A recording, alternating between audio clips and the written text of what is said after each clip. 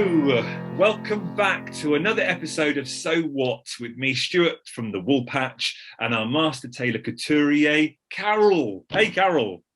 Hi, everybody. Sew What, if you've not seen it before, is a conversational sewing show where we just literally talk about all things sewing. And some episodes we specialize, where we might talk about a fabric, or we talk about a tool, or we talk about a technique. And today's episode is very much that, specializing on the topic of interfacing. Mm-hmm. So we're going to start right from the beginning, as if I'm a beginner sewer. I have had a few run-ins with interfacing, but other than that, I don't know much about it at all. So, Carol, can we start right back from the beginning with actually, regardless of what we're using today in current sewing, Yes. and regardless of what you're using as a couturier, actually, let's go right back to interfacing. What does it mean and what does it do? Sure. Well, what interfacing does, a couple of things. It builds body, it gives structure, and it lends strength. So if you think of a waistband of a garment, when you're constantly bending and stretching, and that waistband can roll, it can stretch sideways. You want to limit that. So in a waistband, you'd put maybe a heavier interfacing. You could also use it in a collar, in your cuffs, along the front placket of a shirt, or even in the top of the pocket, just in the facing of the pocket. So anywhere that you need some stability, some strength, or long-term wear, you'd add some interfacing. So it's a thing, as you say, to create, to promote wear and rubbing. What actually is that? When you say we put in some interfacing, what actually are we then putting in? Okay, so you're putting in a material that could be a woven material. Usually it's a polycotton fabric, and it's woven. It has a warp and a weft. It looks a lot like your shirting fabric, other fabric, because you can see a warp and a weft. Then they have interfacings which are non-woven, so it's kind of a really thin felt. It's opaque. You can mostly see through these. That's what I'm not as durable as a woven fabric. In fact you can tear them. They disintegrate quite easily. They do lend structure. They do lend body. It does the job, but it's not as durable as a woven interface. Yeah. I think actually. I think I've got some here. I should have had this out ready, shouldn't I? Stuart's gone to the stock room. So this is what I'm familiar with, interfacing. A famous German company, is it? Weileen? Weileen, yes. Well known. That's a good product. That. So as you say, it's almost clear, transparent. Yes. And it's this is probably quite, I think this is light. So it's yes, floppy. And so that's another thing. So it comes in different weights. So you would want to marry the weight of the interfacing to the weight of the cloth that you're using. Right. Now I can't see it from here, but is that an iron-on interfacing, Stuart? Yes. So this is what I'm used to. So I will obviously, when I did my shirt that we talked about last week or the week before, it asks for you to put interfacing, as you rightly said, on those areas that need a bit of extra support. Body. So the collar. Yes. So I cut that out and then ironed it to the fabric. So this is modern then.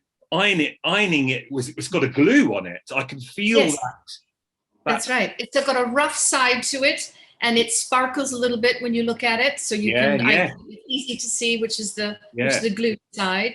And then that's put on. Sometimes people would spray a bit of water on first, press cloth, and then the thing about iron-on interfacing, you just have to be careful when you're applying it, that you don't move the iron around too much. It's more of a place the iron, let the weight of the iron do the work. Actually, keep it on there for a while, and remember that your iron is shaped like this. So don't forget that you just maybe on the top part of it, you just got a point to the iron, where in the bottom you've got more of the surface area of the iron. So you have to make sure you cover all the areas. And actually, we got an Instagram message on when I put out to ask questions, at Know Me Sew actually said, what are, for those people who use iron-on, what is the best iron setting for your interfacing? Do you go by the interfacing, or do you go by the material that you're actually ironing and gluing? Yes, I think it's a trial and error. You should do some tests. I would always want a steam component. So maybe not a very heavy steam, but I would want some kind of a steam setting, because that's what it needs to melt this. It needs a bit of moisture and heat and pressure. So you would just, yes, pick a steam setting, but make a few tests and try it out. Okay. So this with glue on, this is very much for the modern current age of sewing, isn't it? This is pure convenience. That's right. With the glue. That's right. It really cuts down on the time, because what you would use prior to this technology is you would use another woven fabric, or you would use, they did use felt ages and ages ago in tailoring, and if they wanted a lot of structure, they would use a felted fabric, thin, but oftentimes they would just use a linen or a silk. Organza is very popular to use as an interfacing. So before this technology, I was going to say, what did they do in, I say the olden days, but this must be what? This is what, 19, are we talking 1950s, 1960s? I would say, yes, that's right. Yeah.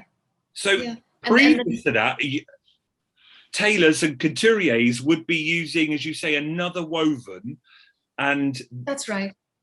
But a thinner than the actual fabric. Comparable, but right. On the thinner side, I would say.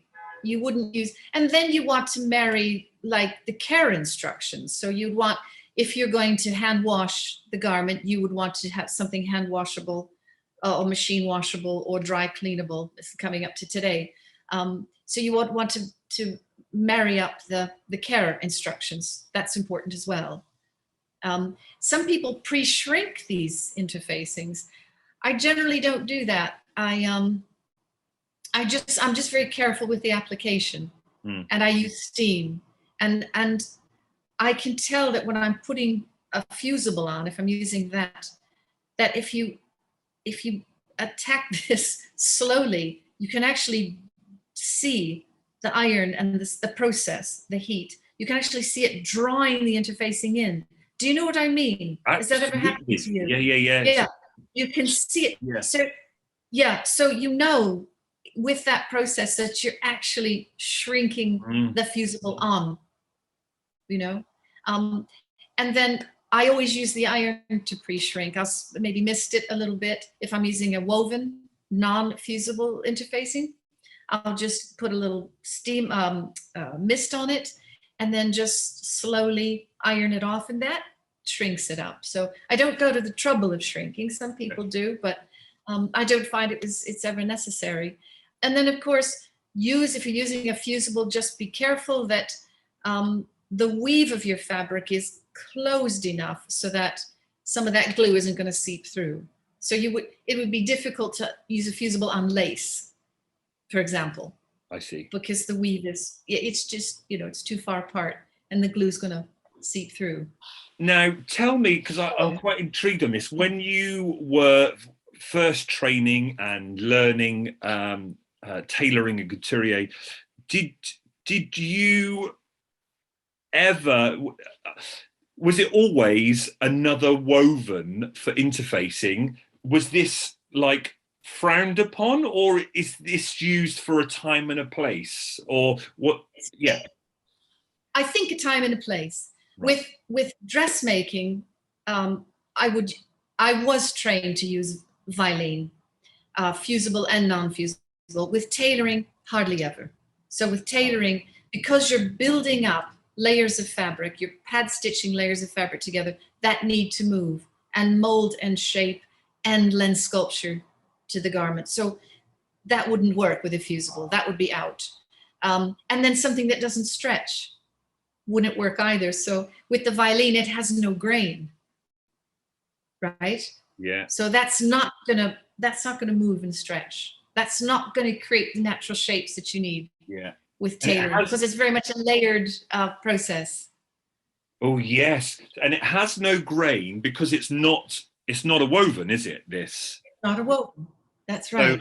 So if I try to pull one way, nothing. Oh my word! Yes. There you are. You see. I've never done that before. So it is very delicate from that point of view. It is. Yes. But as you say, there's no give there at all. No give at all. So yes, if you're working with a knit fabric, then you'd want to use a tricot interfacing, a nylon interfacing. That's knit. The fabric is actually knit, and it's very lively. It stretches. So it's more on the cross grain than the straight of the grain. So you can apply that in whatever direction you think is going to be most helpful. So if you iron a tricot, a knit interfacing on, then you'll have that movement. It'll be malleable. Oh, that's brilliant, because Brenda gave us a lot of questions on Instagram about interfacing, and she said, I'd like to know about the theory of interfacing, which we've just covered. And she said, Are there specific interfacings for specific fabrics? Which ones you would use? So like what you've just said there, you would use for a knit fabric. A knit, you'd use a fusible. Yeah. Or another knit fabric. Okay. So again, yes. And the other thing about interfacing is it hides your construction. I don't think I mentioned that yet, but it hides your seam. You just talked about the idea of interfacing, giving body and support, but also carry on then. It conceals the architecture, your other layers. It hides your seams. So with your collar, you need to put interfacing on the top collar. So when you turn your work around, your main fabric is then backed with your interfacing. Because it always puts your interfacing on the wrong side, naturally. And so when you turn the points of your collar out, that interfacing is actually hiding the seam that's underneath it. Yeah, so two roles then really for that interfacing. Yes, and some people use a combination of both. In a modern jacket, for example, they would use a canvas, they would use a chest canvas, but they might fuse the lapel, or they might use a centimeter fusible tape along the edges before they seam it, and that kind of draws it in where you need a little bit of shrinkage. So in modern garment construction, they might use 2 or 3 different, and they might use a mixture of woven, maybe sew in and fusible, woven or non-woven. Yeah, and layered in. For me as a shop owner, I've started to carry interfacing. Yes. This Vilene, and I have 2 types. This one is a light. I'm looking at the number, and I think I have another one that's firmer. Yes. And I presume you use the firmer one if you want something to have more body, more support. That's exactly right. Yeah. Or if you're using a heavier cloth. So if you're using a lightweight cotton, you would use that interfacing that you have there. It's perfectly acceptable. That will do the job nicely. If you're sewing a denim or a heavier cotton twill, you might then need a heavier interfacing, medium weight, that's going to support that heavier fabric.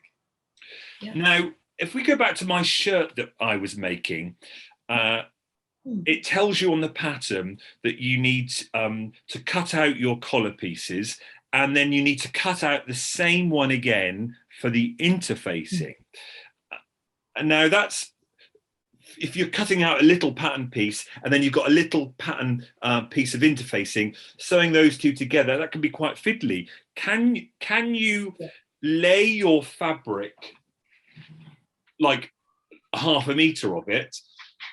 Yes. And fuse it together, then cut out your collar piece? Sure, absolutely. I mean, there's a bit of waste there, isn't there? There's a bit of waste of interfacing and fabric, but I do that oftentimes, or I'll cut out just a larger shape. I'll just add another seam allowance on by eye. Yeah. When I'm cutting out, and I might cut the two together. Right. So I might take that interfacing, lay it right on top of the fabric, pin the pattern piece on, and just cut a larger shape. Right. And then take it to the press board, your ironing board, iron it on really well. The fabrics are going to react together. They're going to shrink in a little bit, and then lay your pattern piece on, and then cut it out. I find that a lot more efficient. Yeah. And now I think about it, it's so much easier. Oh, it was so fiddly. I had these two little bits of fabric, and I had to put them on. Then I was worried that my interfacing was too big, and it might have got glue on my iron. Whereas that way, you don't have to worry, do you? But that's right. But as you say, and maybe a bit of wastage, and you have to think of the cost then on how much you're spending. Sure. But you don't have to go to the extreme of, say, fusing a half a meter of fabric. No, like I said, you can just cut the two pieces together a little bit larger. Yeah. And then, and then let them react together. Then you can, it depends on what cloth you're working with. If you're working with a fine silk, well, you don't want to miss that, do you? No. You don't want to get that wet. But if it's a hardier cloth, then you can just iron the two together in a bigger space and then cut it precise. Because the other thing with fusing is if the fusing is bigger than your cloth piece, then it gets on the ironing board and the sticky gets on, and then that's a mess. Or it gets on the sole plate of your iron, and that has to be clean. So it's there's a bit of liability working with it. So it reminds me about that idea of fusing, a larger piece and then cutting out, which makes much more sense. But I understand the costs and the wastage. It reminds me back. Can you remember back to the sewing bee this year? I think it happened a couple of times, but it was I've forgotten her name already. The winner. Who was the winner? What was she called? I've forgotten. Oh my gosh! I want to say Serena. Is it Serena? Serena. Yes, it certainly was. I think it was Serena, and I think it was someone else. It happened several times when they block fused their fabric, and they got like bubbles showing through. Yes, that's right. Yes, So do you remember that emerald green? Yeah, that satin emerald green coat dress that Serena made. That's it. Yes, something just went wrong with the way she fused, and yeah, I mean, if you're going to fuse that kind of a fabric, you have to leave the iron on for the whole 10 seconds and then move it marginally. You have to overlap, and it takes such a long time. I mean, and if they're in a rush and if they're under time, it's just not going to be possible. They cut corners and try to, and if it looks like it's fused on, they think, oh, that works, right? Yeah, it looks good. But then if it hasn't been really set, then it starts to lift off. Happens a lot in the dry cleaning process as well. Because if you press a garment that's been washed, and if you use steam, that steam can actually create a lift. So it's better to press with a dry iron, not introduce any moisture at all, because then it takes, it releases that. It's interesting in the patchworking world, we have those two camps who will say always steam when pressing patchwork open, and then there's another camp who always use a dry iron. And I don't know where I am. Really? Why is that? I'm interested. Why is that? Well, I presume, from my knowledge, when you're cutting fabric in patchwork, basically you're cutting lots of fabric and then re-sewing it together, you might then have lots of bias showing, especially if you're doing squares. Oh, so I would have thought if you're then pressing these blocks with steam, does it make your block a little bit bigger? I could stretch. That's a point. That's a point. And but also... But is that down to bad pressing, not steam? That's down to, really working the iron a bit too hard. Yeah. Dragging the iron across. Rather than going so down. Yes, and just being gentle with it. Yeah. Or like I said, you can have a Teflon sole plate on the bottom of your iron, and and it just glides nicely. You're not dragging. But I would have thought with opening a seam in patchwork, which is why I quite like steam, the steam would relax the fibers, does it, and let the seam really open and lay flat, and then you put your clapper down. Yes, that's it. That's the formula that works for me. Sometimes steaming a seam open, sometimes the edges can curl a little bit, come back at you.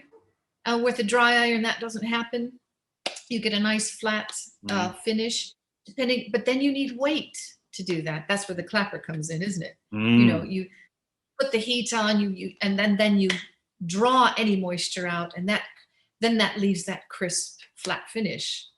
That's really interesting that there are two schools of thought on whether to use steam or not.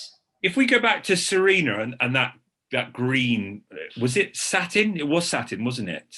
That she was using. Yeah. And she had all those bumps. Yeah. I know that was for the competition, but if we were making that ourselves with time, would you say, I'm not even going to touch a glue iron down, I'm going to do it properly? Not, no. Or properly, that's the wrong word, because no, I'm going to do it with a woven hand sew. Yes, a sew-in interfacing, definitely. I would probably use silk organza. If it was a silk main fabric, I would probably use an organza, just another woven silk fabric. Or it's just something that wouldn't show through. You need a really fine warp and weft, because when you're pressing silk satin over another fabric, you don't want the indent to show. You don't want to reveal that cloth underneath. So you need something with a really fine thread and a very tight weave. That's what I would do. Just going back to the questions from Brenda. She says, and understandably so, this has no instructions to it, and I think it only has what it is on the selvage. Yeah. So it's difficult. She says, how do you what do you do when the label or instructions have been lost and you don't want to bin it? What do you do? Because as you say, it's quite expensive. You don't want to keep chucking it away. And you never know how small little bits might need interfacing. So what do you think? Well, there should be some manufacturer's instructions somewhere online. Yeah. So I would Google that product, or go back to the fabric shop. Yeah. Sometimes I do that with fabrics when I don't know. If I bought a fabric a long time ago and I don't really know what it is, I don't know if it's rayon or viscose, or I don't, there are tests you can do on fabric, but you can just take it back to the shop or call the shop or go online and get the manufacturer's instructions for it. Because I remember buying Vilene ages and ages ago, and I can almost see the sheet of instructions and they used to give it to you. That's it. That's right. To give this long piece of. Yeah. I'm sure of it, and they had loads of copies. Yeah. And before you left, they sort of fold this thing up and put it in your bag, and you take it away with you. We still do. We still do with some of them, for sure. Okay. I suppose the obvious way would be when you buy something, if we can be organised, put a little bit of paper in you know, or in a jiffy bag or something, and have what it is. But that's in an ideal world, isn't it? In an ideal world, yeah. And the other thing is, you're going to use it for something, so make a test, see if it works. That's another way. Yes. You know. Yeah. And I think this next question from Instagram from Lady Fresh Knits, she says, I'm trying to stay away from plastics as much as possible. What are the alternatives to this? And I think we've kind of covered that. I know this is a man-made with the glue. So the alternative is, as you said right from the beginning, what tailors were doing for all of time. You just use another woven. That's right. Just use a sewing interfacing. Yeah.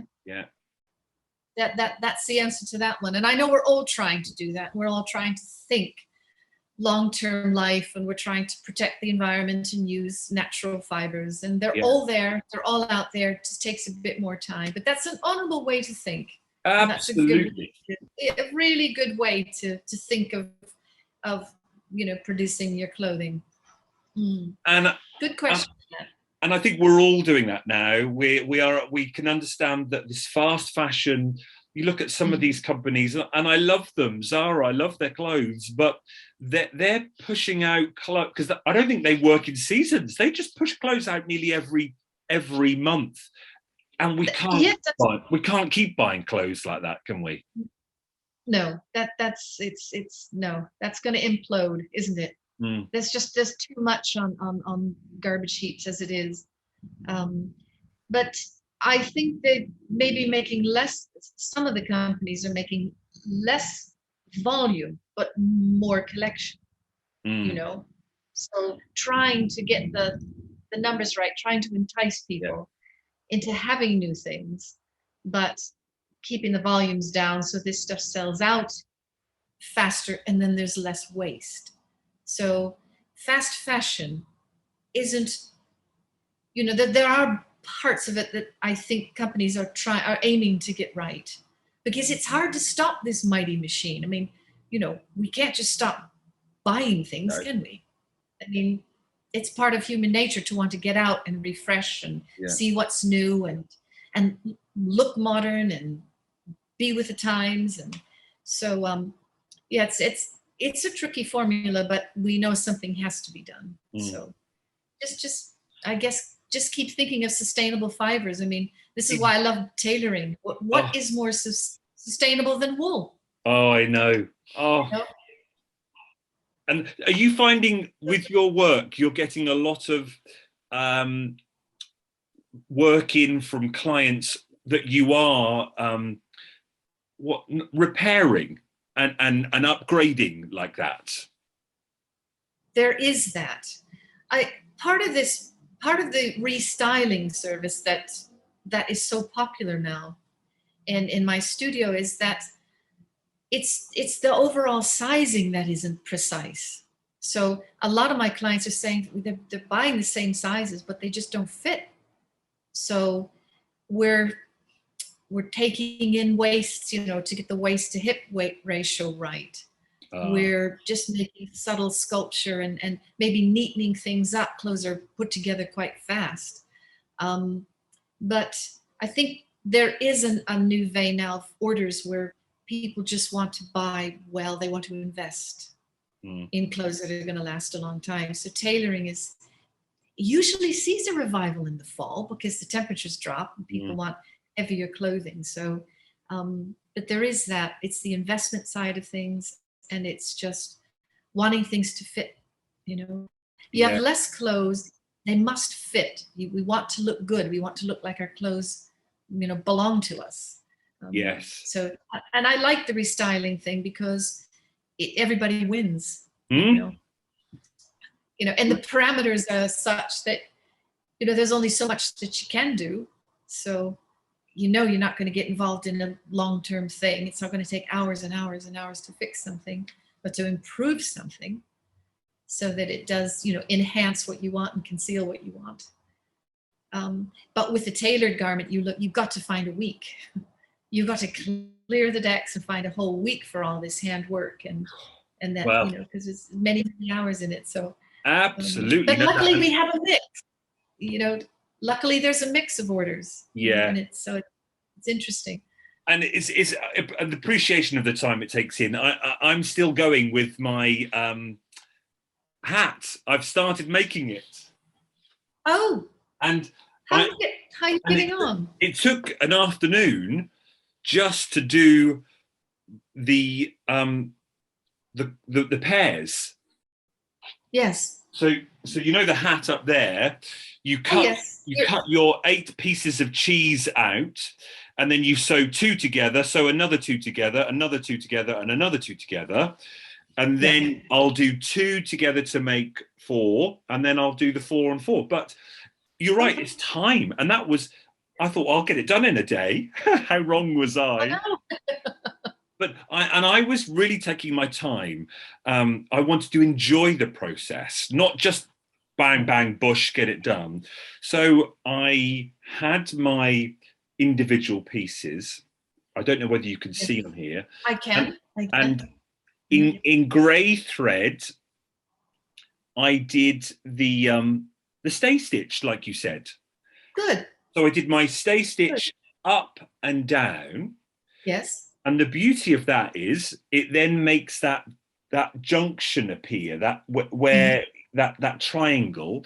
So when you then sew your 2 pieces together, you know where you're going to, don't you? You're driving up. You're aiming your needle for that point. And it's lovely to hear you talk like this, because it's all in the preparation. You know, you spend a little bit more time cutting carefully, making sure that all your pieces are congruent, they're the same shape. And then you put just a little bit of prep work in. Yeah. Because as you go along the process, that helps you out. Yeah, absolutely. That serves as a guide. So, and it doesn't, takes a little bit of time to do that stay stitch work, but it gives you a lot of confidence and a lot of assurance as you go through the project, doesn't it? Well, it gave me the confidence knowing that when I sewed the 2 pieces together, I didn't have to, I was driving up to the point, turning back round on myself, coming back for a little bit rather than you don't want to do a back stitch. And then that was reinforcing. And then I cut and that was it. Good. And then I pressed my seam open on a tailor's ham. And then I watched Adam's tutorial, and he then said to top stitch. So look. Oh, very nice. Those 2 sections look like they have really beautiful form. They're not just flat pieces. Look at there. I mean, you've pressed that over a tailor's ham, you say, and you've really built in some beautiful sculpture in that. That's going to have a lovely shape. Well done. Absolutely thrilled. And as you said, working with wool. Oh, but look at that. As you say, look at that seam. How flat is that? And that's glorious what you've done. From the tailor's ham and the tailor's clapper. And as you say, all those processes. When I look at the right side there now, and that seam, that, now I've done that, how much easier is it going to be forming those junctions when I have to sew those 2 together? Yep. Yes. So you've done your prep work, and when they say if you press as you go, press along the way. When your garment's finished, it's going to need very little attention. It's not going to need to be pressed. No, because you're building that in each step of the way. But as you say, you have to put a week aside because you underestimate how much time it takes, and so I'm not putting any time pressure on me at all. I'm just going to sew, and where I get to, I stop and then do a bit more sewing and stop this idea of going, oh yeah, I'm going to sew that in the afternoon, and then get upset because you haven't finished. So all time is disappearing now. I'm not going to get heads up with it. But enjoy the work. Yeah. So I've got my 8 pieces there. So later on this week, I'll sew the 2 together to make 4, and then the 2 halves basically. And hopefully by next. Hopefully by next time next we week. chat. Oh. Well, and if you don't, you don't. Yes, right. Yeah. Just have fun along the way. And I think if I remember you saying last week that they've included that the bill, yes, yeah. So, remember, it's Adam's pattern, isn't it? That's right. So you see, that's a bit of a bonus. So that's something you don't have to do. You don't have to prepare the interfacing and work all that palaver out. It's just there. So you'll make your 2 pieces, and you'll slip that in, and so you're going to save time there, so you can spend a little bit more time just enjoying. Indeed. I didn't have any silk because I used it all on my last one. So I've just got a cotton. So do you think that will be all right for the lining? A thin I think cotton? So. It's good because I think cotton breathes a little bit where silk can generate heat. So it might be a more comfortable feel. Because, but who knows? Okay. Well, you've got what you got. You've chosen your materials, and off you go. Right. So there was our chat on interfacing. I think that was rather thorough. I've learned an awful lot. I hope it helped. Let's move on now to some general questions. We always get some lovely comments on the videos, and we always say ask questions no matter what. So I'm going to go to my Word document where I've got questions. Let's go first of all to YouTube questions from, this is from Elise. She says, I would love any tips on how you get the right side of the fabric when putting in sleeves. It takes me ages to work out how to sew them in so the right side is on the outside when finished. I often have to pin them in several times because that is part of mirroring, and I find it difficult to get my head round. Elise, I feel for you there. I've been there and I've had the sleeve sewn, especially if it's a solid and you can't see the right side or the wrong side. So go for it. Yeah, that's true enough. I can empathize with that. Don't worry, Elise. It happens to everybody, and it is that concept of laying out your pieces and saying, okay, this is the front, this is the back, this is the front, this is the back. It's a game of opposites when you're putting clothes together.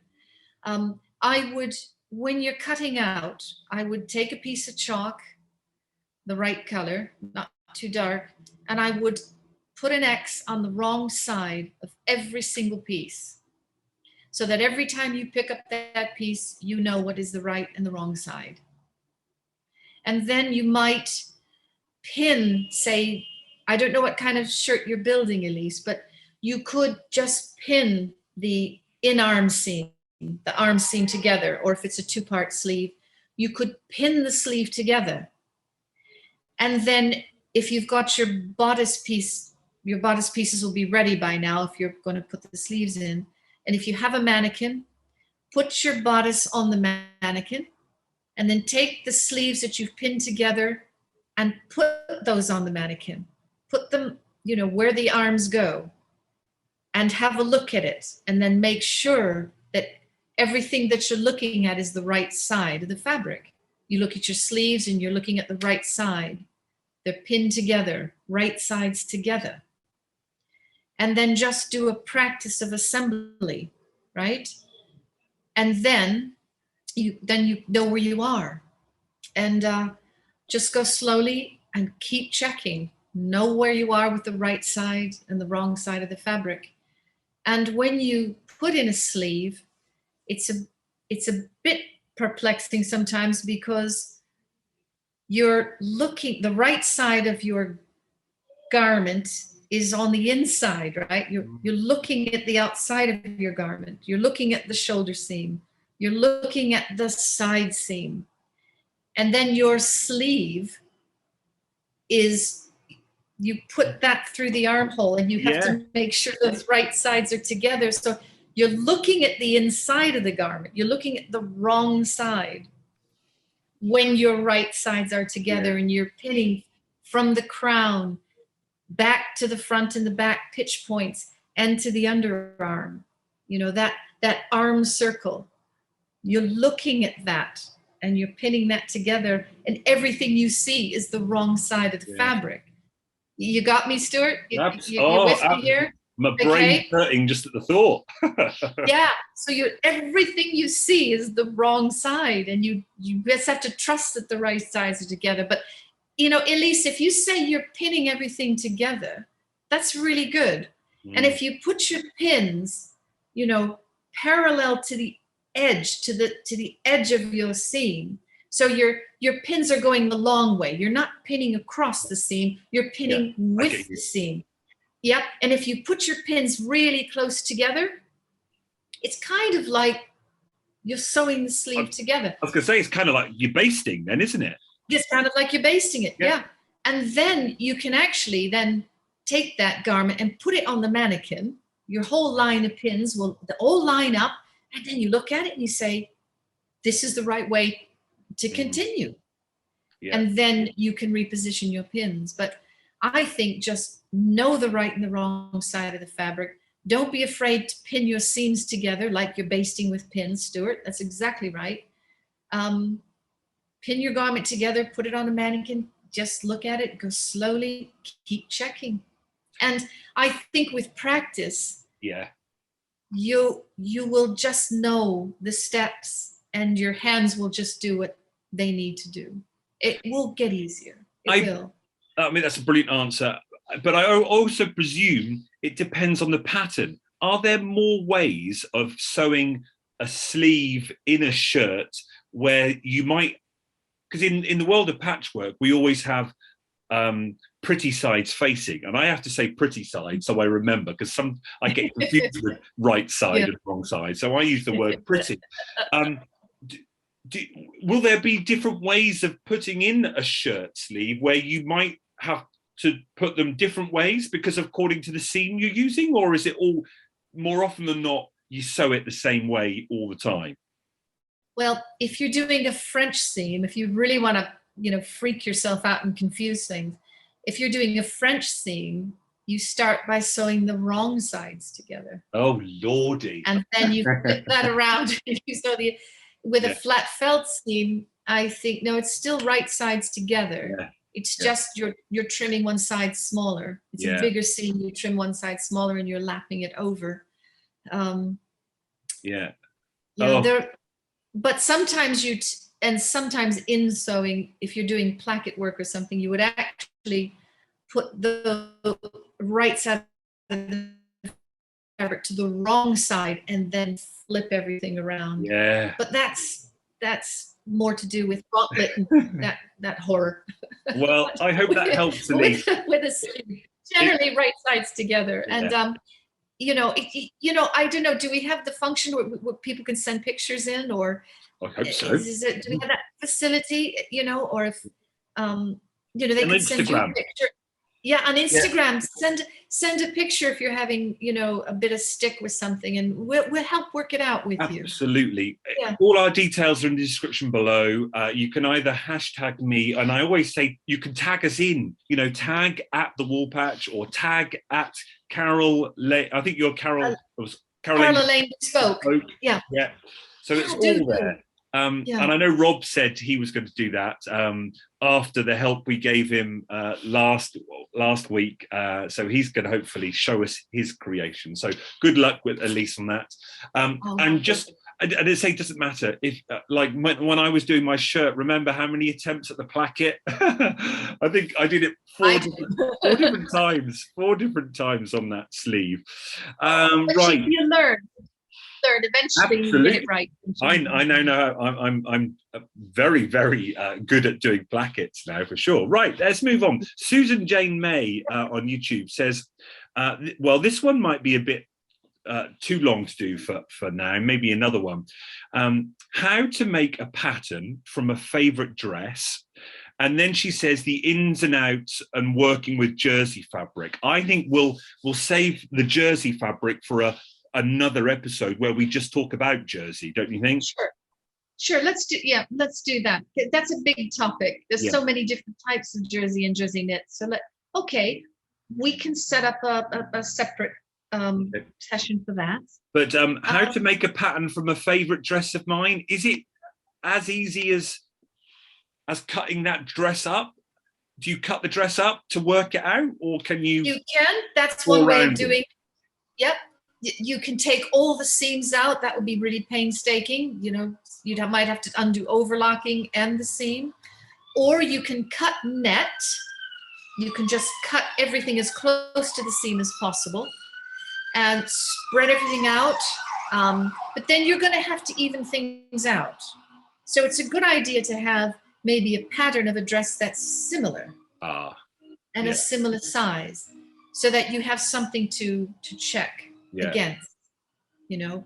And sometimes I do copy things a lot, and what I would do is I would take the garment and I would put it on an ironing board and flatten it out, flatten as many pieces out as you can, and then pin through. And what you do first is, of course, you put down a piece of pattern paper, and then you flatten out your garment. You can do this on the floor, on a table, or ideally on an ironing board, because there's foam in there to pin. Yeah. And then you just you literally can pick through on the seam allowances with a pin or an awl. Yeah. Or something. And then you make these pin marks every half an inch or so. Yeah. And you take the garment away. You've got the outline in dots with your pins. And then you look at it, and then you compare that to what a balanced pattern looks like. Oh, I see. Because you're not going to get an exact shape. So that's one way of doing it, the pin through method. Or you can just take loads and loads of measurements. That's another way. And build up your shape with all these measurements that you take. But it's a really good idea to have a block pattern just to hand, to just check. Yeah, you know. I did it when I first started getting to sewing, with a simple T-shirt. There was a T-shirt from All Saints that I just loved, and I thought, you know, I could make this, because a T-shirt is what, 4 pieces of fabric, isn't it? Probably. Yeah, front, back, sleeve, and band. Sleeve, yeah.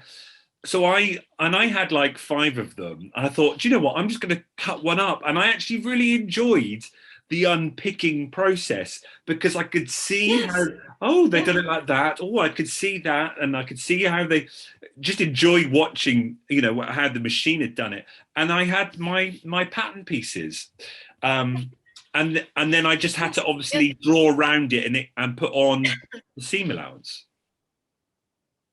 Put on your seam allowance. And the other thing about a T-shirt is, you know, they always go a little bit wonky. You know, they never quite iron flat. I mean, a good T-shirt will, an expensive T-shirt will always be cut on grain, and it won't twist around, but most T-shirts do. So making a T-shirt is great, because then you can put everything on grain, and you know that after you wash it, it's going to be, you know, it's going to retain its shape. But I suppose, as Susan Jane says, it's her favourite dress. She might not want to take her favourite dress apart. She might not have 4 or 5 of them like I did. That's true enough. True enough. So you might just look online and see if there's a pattern that's close. Yeah. And then cut it out and make those variations to, you know, so that it marries up with the exact design details on the dress that you love. Oh, brilliant! Well, I hope that helps, Susan. And as I say, we'll do a full feature on jersey and knit on an episode on Sew What coming soon. Our last question then is from Cindy from YouTube. She says, "I would love to know a professional way to finish an elastic waistband on a pair of pants.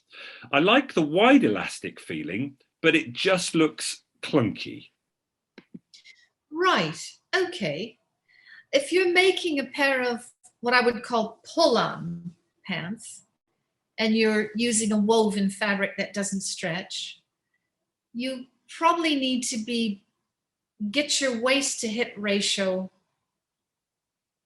really clear. So you don't want the waist too big. You want the waist so that you can just get them over your hips and shimmy into them, if you know what I mean. You don't want excess fabric. Okay. You could just put elastic in the back, maybe not all the way around. Yeah. That gives you a flatter front. Yeah. I used to have a pair of jeans like that when I was a kid. Yeah. Yes. And I've made a lot of elastic waist trousers that look really good and clean and don't look ripply. But it's just because you get a waist measurement that is equal to the hip, maybe even an inch smaller, so that you can just about get them on, and then there's not a whole lot of fabric that has to then bunch back into the waist. I hope that makes some sense. So you could just put part elastic in, or you could, if you like that, just that, the tension on the body with a nice elastic fit, you could always put a concealed zip in, a shorter one, maybe 4 inches, and then have less elastic in. Okay? So you're just creating a little bit more room to get the waist to hip ratio covered, without putting a lot of elastic in. Okay? So that's another way you could do it. You put in a short zip line. Oh, fabulous. Love it. Well, that's all our questions. Great, isn't it?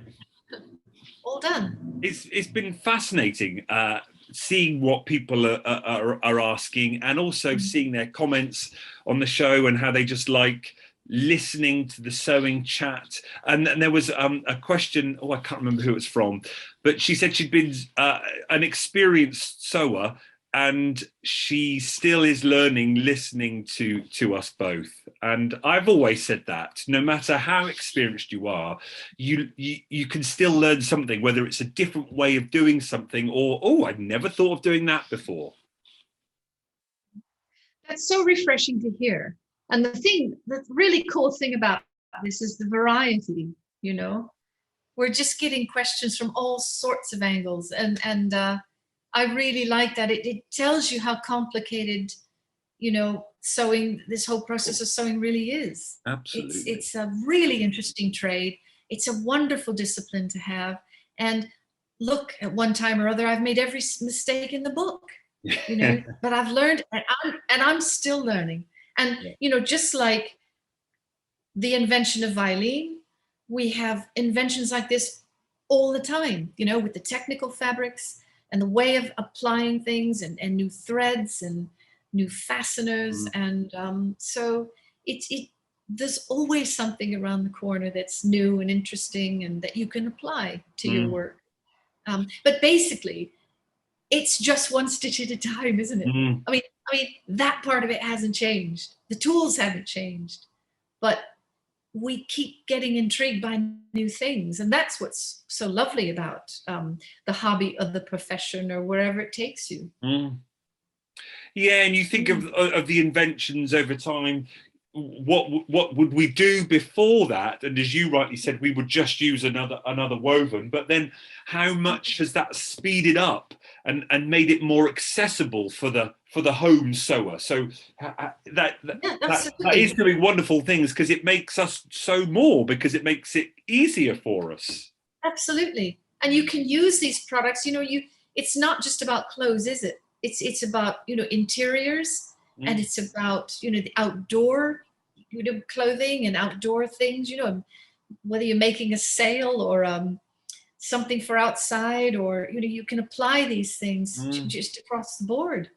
Love it, absolutely love it. Well, there we are. Another week, a focus on interfacings. So what did we say? The interfacings is to make something more stable, support, or to cover up something. The construction, and to lend long-term life to your garment. Yeah, for all that rubbing, where certain things are going to get a bit more wear. In high stress areas like waistband. And I suppose now I look at the name, the idea of the actual meaning of the name, interfacing. It's a face on top, Yes. I suppose, isn't it? That's right. That's right. Something that works to support and interface. Yeah. Oh, Very enjoy it. good. It's good, isn't it, when we do all that? It is. I'm really enjoying it. Well, it's just, as you say, it's just lovely talking about our craft and analysing it and getting to grips with it, and helping new people come into the craft and learn and demystify. Sometimes there are things that you just need demystifying, don't you? I think so. And in this very fast-paced world where that we have to, be a part of now, and we have to cope with, there is room for a discipline like this that takes a lot of time. It can scare people off, but maybe forums like this will help, and we can help, ease the pain of learning, a new thing. And I'm really enjoying this very much.